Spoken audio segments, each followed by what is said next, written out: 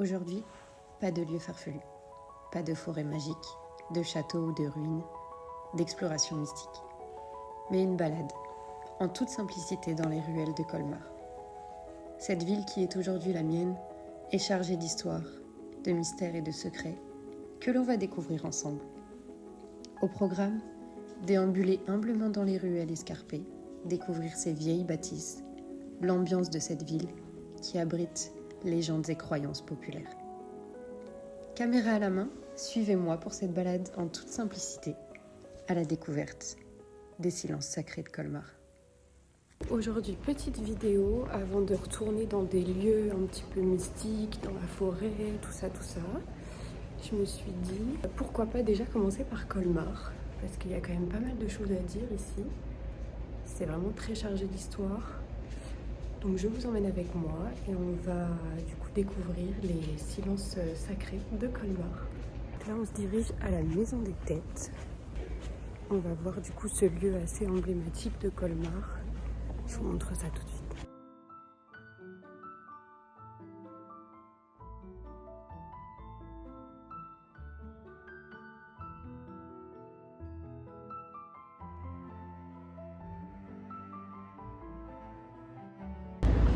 Donc là on les voit bien. Et selon la légende urbaine, du coup, ces têtes, c'était des hommes figés qui surveillaient la maison, qui surveillaient la ville.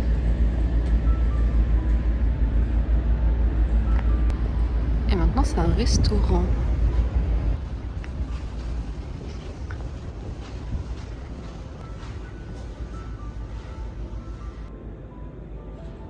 Les vitraux sont vraiment incroyables.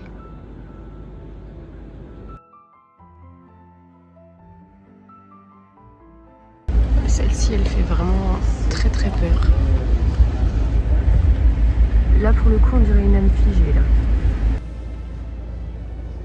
Je vais vous montrer quelques lieux emblématiques de Colmar qui sont reliés, du coup, à des histoires de légendes urbaines, de croyances populaires. Je vais vous montrer, du coup, différents endroits avec des ambiances particulières et ce qui se disait, du coup, sur ces lieux.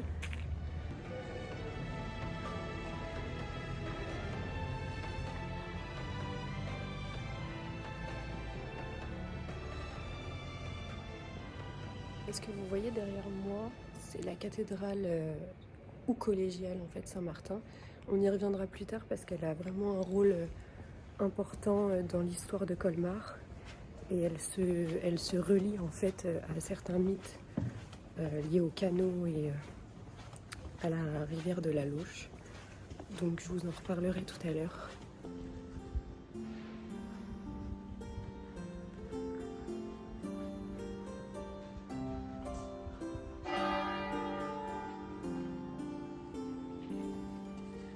Vraiment, j'adore cette place. J'ai l'impression qu'on est limite en Angleterre, vous savez, dans les universités style Cambridge, Oxford, etc. Elle a vraiment quelque chose de très spirituel, sacré. Bon, en même temps, vous me direz, c'est un endroit religieux. Là, on est sur une ancienne chapelle, un ossuaire. En fait, je pensais qu'il y aurait énormément de monde ici, parce que c'est hyper beau. Et en fait, il n'y a personne. Je ne veux pas vous spoiler, donc je ne veux pas vous dire tout de suite c'est quoi le mythe. On va d'abord aller voir du coup les canaux, la rivière de la Louche. Après, je reviendrai ici.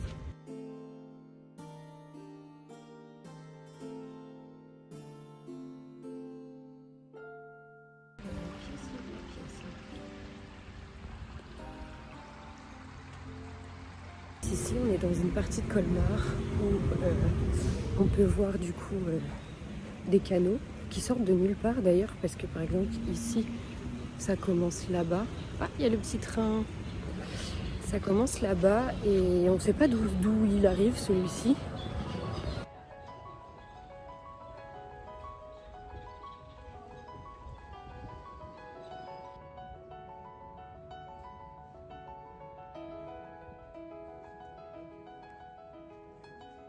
fait, la Lauche, c'est une rivière sauvage qui prend sa source du coup dans les Vosges et qui vient en fait alimenter les canaux de Colmar. C'était le quartier des maraîchers, donc les canaux ils servaient pour tout ce qui était énergie des moulins, des tanneries. On était sur aussi de la défense naturelle de la ville.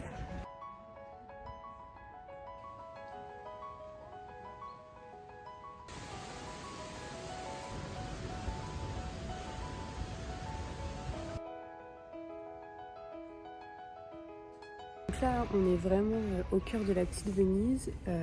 Là, du coup, vous voyez, il y a un canot derrière moi.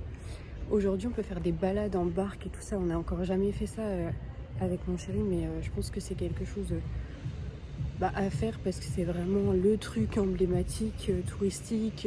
Enfin voilà, je pense qu'il faut le faire une fois dans sa vie. Là, on est vraiment sur une ruelle qui longe la Lauche.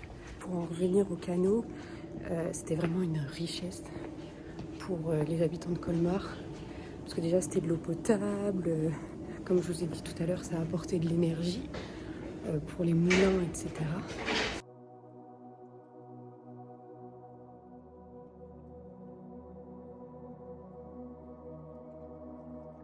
Les habitants, ils disaient souvent que c'est vraiment le cœur calme de la ville, que c'est là où la rivière cessait d'être sauvage et que elle n'était pas forcément totalement apprivoisée. On est vraiment derrière, enfin on longe la Lauche par les petites ruelles.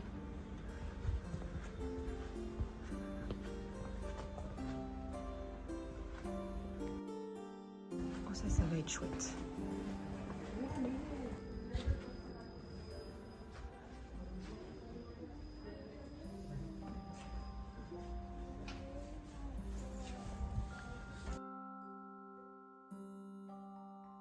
Est-ce que je peux continuer là-bas? Je sais pas. On va regarder. Là, on va essayer d'aller du côté un peu plus sauvage.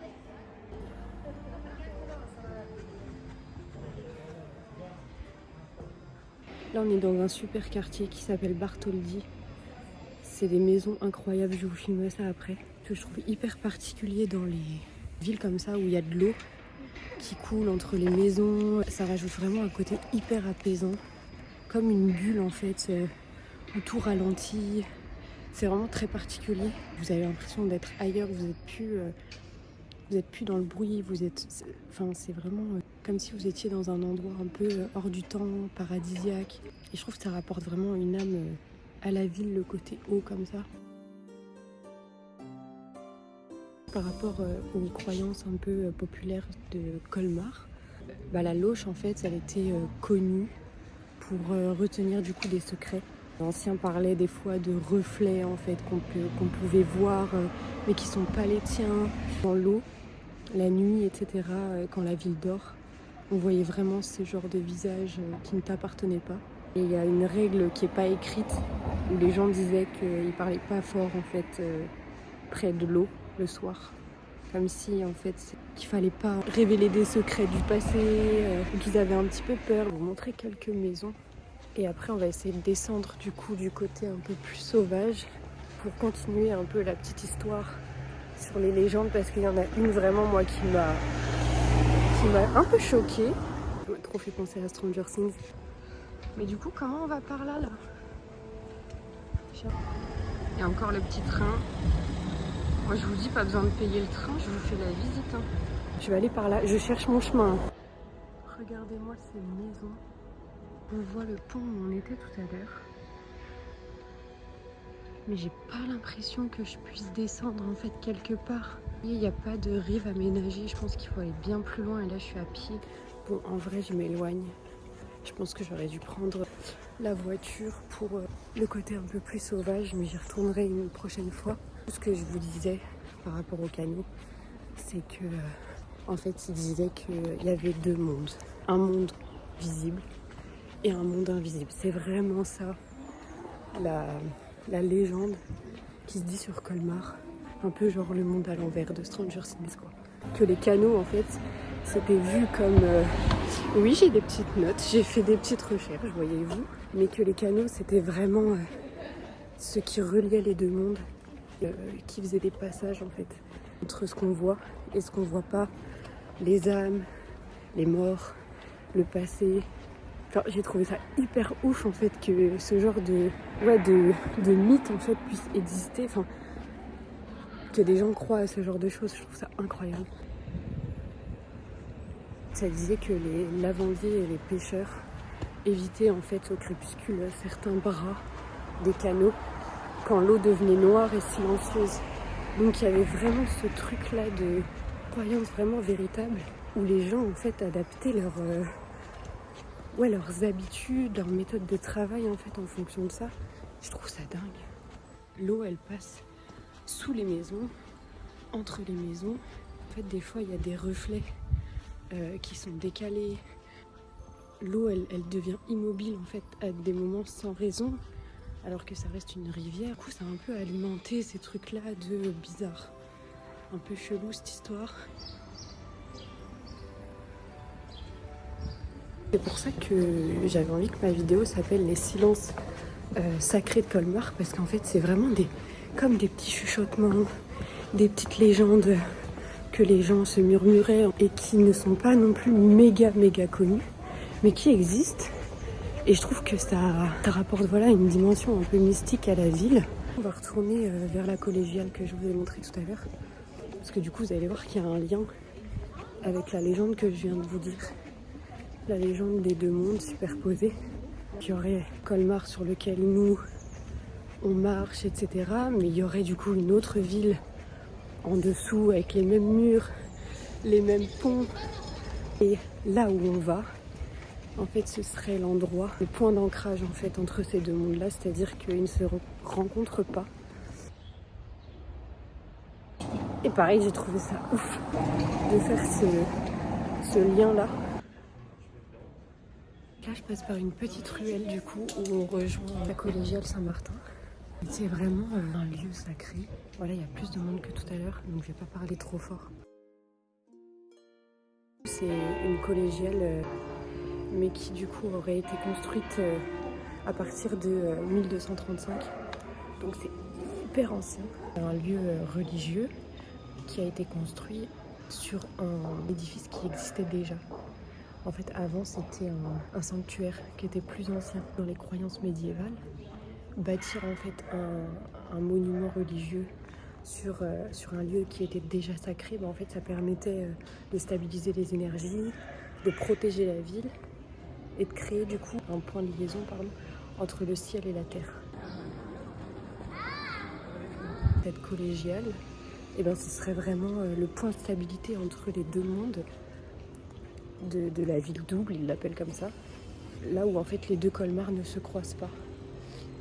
Et je trouvais ça hyper intéressant. Le résumé, ce serait que la Lauche, en fait, la rivière qui vient se jeter dans les canaux, c'était la mémoire fluide.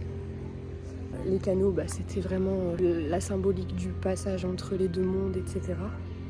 Et qu'en dernier lieu, du coup, on a cette collégiale qui a un ancrage, une stabilité entre ces deux mondes. C'est ouf parce que moi, mes lieux préférés à Colmar, c'est vraiment cette place avec ce monument-là. Et voilà, avec une énergie vraiment très très spirituelle. Alors est-ce que c'est lié au fait que ce soit un lieu religieux? Peut-être, je sais pas. Mais regardez.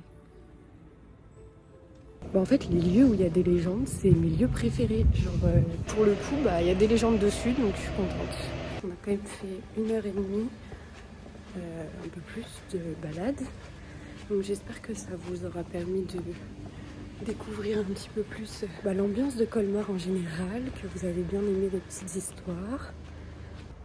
Et je vous avoue que je suis pas hyper à l'aise de filmer, parler dans la rue, donc c'est un peu brouillon. Mais bon, ça vous fait une petite balade vraiment caméra en main, très naturelle au final. J'espère que ça vous a plu. Il ne me reste plus qu'à monter tout ça et puis à faire un truc un peu sympa. Voilà, je vous fais des bisous, puis on se retrouve du coup sur mon compte et sur ma chaîne YouTube Moonkeeper.